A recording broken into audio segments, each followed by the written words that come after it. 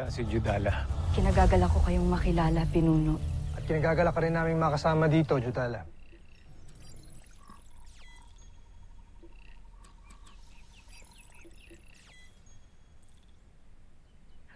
Pinuno, maaari ba ako magtanong?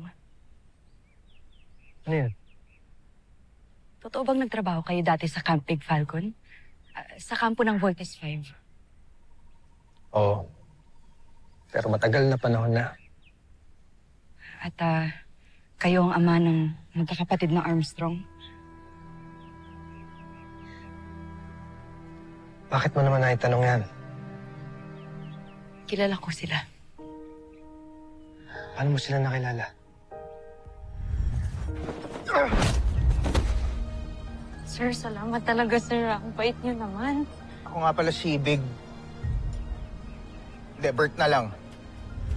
Ate Judy, alam bang magaling ako inventor? Gusto mo makita mong invention ko? Tara sa room ko, tara. Sige, ikaw na lang magparating sa kanya, please. Ng lahat ng sinabi ko. Sabihin mo sa kanya na mahal ko siya. Matagal na panahon na yun at mahabang kwento. Marami akong oras makinig sa kwento, lalo na't kung tungkol sa mga anak ko.